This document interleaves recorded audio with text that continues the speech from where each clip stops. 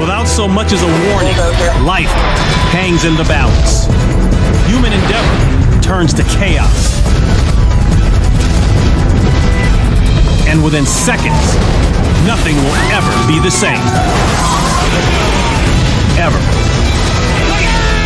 Coming up, we're going to show you some of the most incredible moments of destruction ever captured on camera.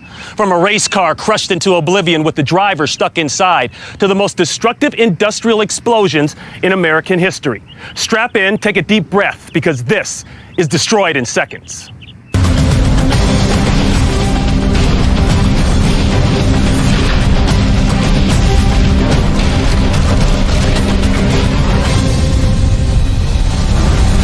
Addis Ababa, Ethiopia, 1991. This city of 3.5 million has been reduced to ruins by an act of terrorism. The EPRDF says this was a deliberate act of sabotage. It's a graphic reminder that life had been returning to normal, but now terror has struck again. It started at 4:30 a.m. with a massive explosion. Outside the Ethiopian capital, anti-government rebels have lobbed grenades into the ammunition depot. Artillery stockpiles are set off, shooting skyward and touching down across the city, causing a deadly chain of explosions.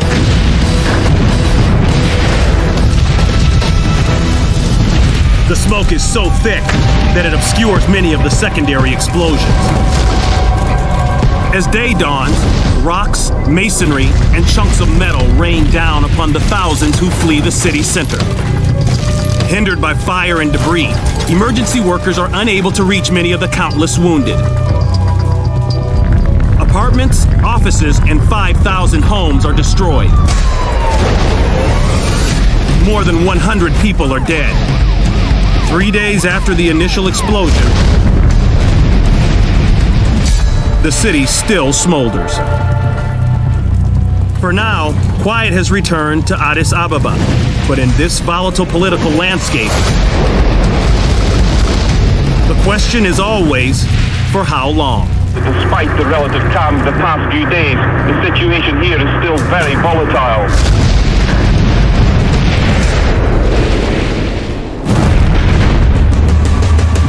Here comes your leader out of turn 4. Hagerstown Speedway, Maryland. On the racetrack, drivers say rubbing is racing, and a bump, nudge, or push often ends a driver's chance of being in the winner's circle. And we got a car crashing on the backstretch. But no one ever thinks that a little shove on the track could turn a race car into something like this. Earlier in the day, the race gets underway. 11 drivers are competing on the half-mile track in a 30-lap race. Drivers are neck and neck for the top 3 spots. The 19 car gets a lucky break and passes the 41 car, knocking him into 4th place. Hazel out front. Car number 19, Gary Stuller, moving to the outside into 2nd place. In a desperate move, the 41 car takes the turn tight and steals the 3rd spot from the number 5 car. But the 81 car is closing fast. The driver of the 41 car tries to keep him from taking his position. On the back straightaway. Here comes your leader out of turn 4. 11 stock car drivers race fender to fender at the Hagerstown Speedway for what is scheduled to be a 30-lap race. Car number 19, Gary Stuller, moving to the outside into 2nd place. The 41 car is desperately defending his 3rd place position against the 81 car, but he is closing in fast. Back straightaway! A terrible crash on the back straightaway! The 81 car moves towards the outside. The number 1 car clips his right rear fender, sending him into the corner of the guardrail. What's left of the 3,400-pound car flips back onto the track, only to be slammed by an oncoming car.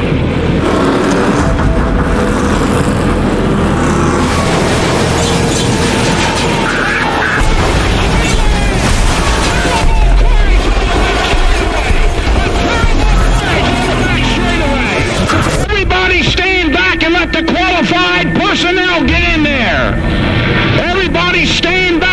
Within seconds, emergency crews are on the scene. The vehicle is completely destroyed. Trapped within the mangled metal is the driver. Rescuers work feverishly, tearing away at the vehicle to create an access point to the driver. Get it out of the car!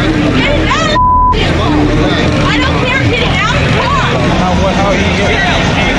After a meticulous and painstaking rescue, the driver is pulled out and taken to the hospital. Car 41, Jack Bland, smashed into that retaining wall in the back straightaway. Despite the severe impact of the high-speed crash, the driver suffered only a broken leg. Since the accident, the entryway into the track has been closed off, preventing an accident like this from ever happening again. Back straightaway! A terrible crash on the back straightaway! Paris, France, June 9th, 1989. The first day of the Paris Air Show. Countries from all over the world are showcasing their state-of-the-art military aircraft. The Soviet Union has brought in their latest crown jewel, the MiG-29 jet fighter. The government is extremely proud of this technological achievement. And they're ready to show off its high-tech performance. The jet rips down the runway at 165 miles per hour. Within seconds, the MiG-29 enters a vertical climb and the pilot executes an aerobatic loop. Just as the pilot is about to perform his next maneuver, the jet suddenly veers off course. 500 feet above the ground, an explosion erupts from the engine. The pilot desperately tries to maintain control, but the plane has lost power and slips into a nosedive. 2 seconds before impact, the pilot ejects with a force of 20 Gs. Emergency crews scramble and immediately attend to the pilot. Despite being shot out horizontally and hitting the ground before his parachute can completely deploy, he's alive and taken to the hospital. The likely cause of the accident? A bird sucked into the right engine. The pilot suffered only a bruised stomach and a black eye when he bailed out of this doomed $15 million jet fighter. San Francisco, California. 3 inches of rainfall in a 24-hour period. The water pressure is too much for the sewer system to handle. It explodes. Sewer water liquefies the sandy ground, creating an 8,000 square foot sinkhole in the middle of these multi-million-dollar mansions. The people who live there grab what they can carry and flee. Just after sunrise, the landmark 80-year-old mansion gives in to the forces of nature.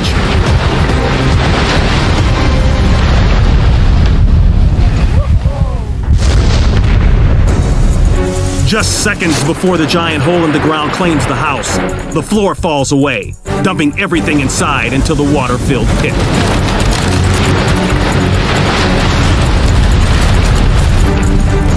Luckily, the occupants get out alive. Then, the sinkhole sucks away a wall from a neighboring home. In the months that follow, investigators find that a partially lowered gate at the end of the underground sewer system caused water pressure to build up. That caused an explosion of water which created the giant sinkhole.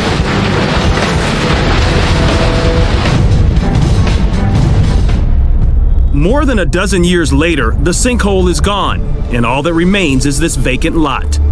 And as of today, there are still no plans to rebuild on the site. 6 surveillance cameras roll at a restaurant on an average day in Wilkesboro, North Carolina. 2 ladies catch up in the parking lot, while in the background an SUV makes its way to the main road. Inside the diner, customers enjoy a break. It's business as usual. Different cameras show patrons eating their food and busy employees working on the next order. And while the man in this booth reads up on the latest news, something grabs his attention. Outside, this SUV is about to turn left onto the main road when an oncoming driver blacks out at the wheel. Still unconscious, but with a foot on the gas, the driver veers straight for the diner. As the minivan busts through the wall, the impact rams the booth and the man into the counter. Despite the severity of the impact, the man is shaken, but not enough to forget about his cap. The man in the booth receives only minor cuts and bruises, and the driver of the minivan escapes injury, thanks to being limp and unconscious throughout this entire accident.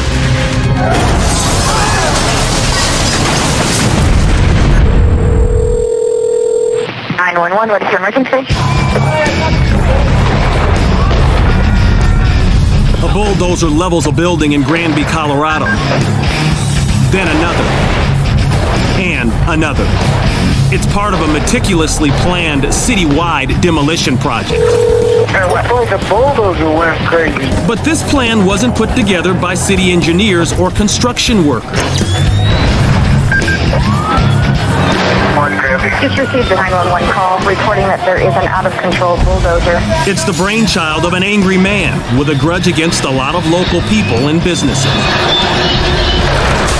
They can't tell who's driving it, but there is someone inside.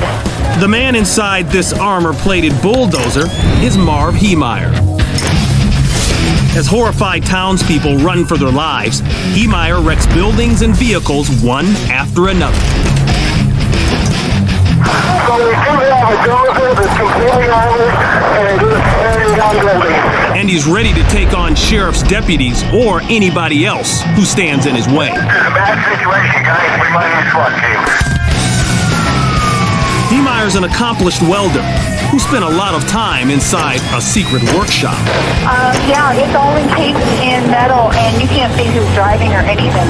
There, he outfitted the dozer with 2 sheets of half-inch steel plating with a layer of concrete in between. What type do you need? It's the biggest armor-piercing ammunition he has. On this day, he seals himself in and takes off on a violent ride. Pier 43, we've had automatic weapon fire coming from the bulldozer. Inside his cockpit, 2 assault rifles, lots of ammo, and video monitors to help him see where he's going. Stand back! Stop him! I can't. He's on a dozer. Liberty Savings and West are evacuated. Let's get all the Granby Town Hall. Start evacuating everything over that way. We need to get everybody out of the make that. Back to that young box. Here he comes. A bank, a hardware store, a concrete factory, even the town hall, and especially the police department. The one thing all of those places have in common, Heemeyer feels he has been wronged by these businesses or the people who own them. He even exacts revenge on the home of the town's former mayor. He does have armor-piercing weaponry. Deputies and SWAT teams try everything. But even armor-piercing bullets can't penetrate Marv Heemeyer's homemade metal and concrete shield. Jasper, if you want to try to box him in. At one point, a heavy equipment operator decides to put a stop to the carnage. He climbs behind the wheel of his front-end loader and gets set to take on the armored bulldozer. But quickly, the operator finds himself in an industrial-sized game of chicken. Heemeyer speeds ahead, aiming directly for the blockage. Realizing his intentions, the loader attempts to flee, but the armored dozer gives chase. Ramming the tractor off its path, it steams ahead to its next target. Authorities seize the narrow opportunity, using the front loader truck to block the dozer in. The civilian operator hurries to safety. Forced to continue ahead, Heemeyer pushes his creation to the limit. The bulldozer grinds to a halt under the rubble of a steel building. Its engine has called it quits. As authorities try to get into the cab of his homemade tank, Marv Heemeyer takes his own life. It takes officers several hours and a cutting torch to finally get inside the cab. None of the townspeople are hurt, but the price tag on this rampage is about $7 million.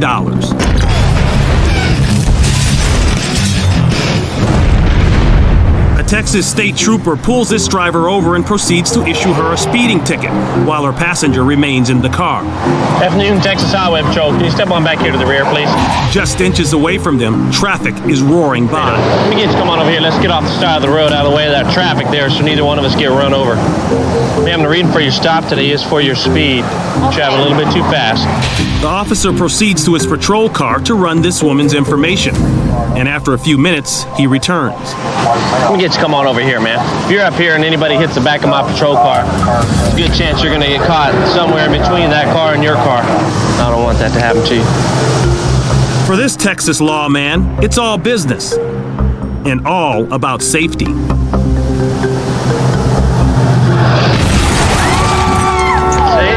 Just like that. The immense impact launches the van onto two wheels, seemingly defying the laws of physics by not flipping over. The driver then pulls over to the side of the road. The woman is unharmed. The woman's passenger will be hospitalized. Her car is totaled, but there is one piece of good news. Is this a rental car? Yes, it is. See? Just like that. What you're looking at is the biggest industrial disaster in American history. Almost 600 people are dead. 2,000 more are homeless. 500 homes have collapsed, and 1,100 cars are destroyed. This destruction all traces back to a small fire on a docked ship. April 16th, 1947, Texas City, Texas. A fire has erupted on the ship SS Grand Camp and threatens to ignite 2,300 tons of the highly flammable chemical fertilizer ammonium nitrate stowed inside the cargo hold. The crew tries to extinguish the flames, but has little effect, and the fire continues to grow. The local fire department of 27 volunteers arrives and attacks the blaze. But the flames are relentless. The firemen are unaware of how critical the situation has become, and scores of curious onlookers are seen only a few yards from the inferno.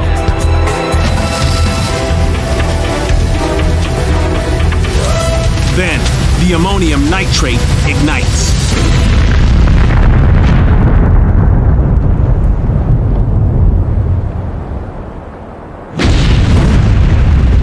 Two explosions, seconds apart, detonate with the energy release of 21,000 tons of TNT, equal to the atomic bomb dropped on Nagasaki, Japan. Emergency crews and firemen from across the state arrive to help. Much of the town is on fire, and hundreds are in need of medical treatment. By nightfall, the volatile situation takes a turn for the worse. A freighter, also loaded with ammonium nitrate, has caught on fire.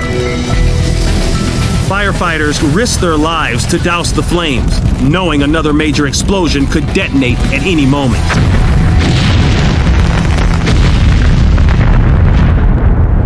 The following day, most of the fire has burnt itself out, and debris strewn across the city shows the raw power behind the blasts.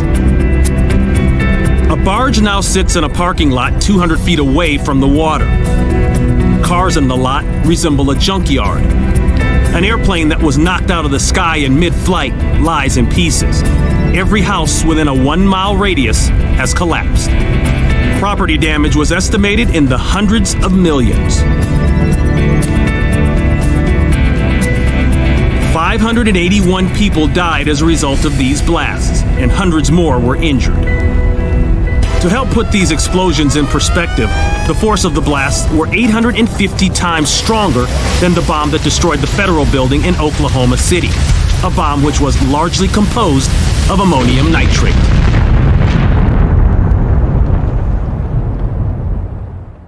This was destroyed in seconds. I'm Ron Pitts, and we'll see you next time.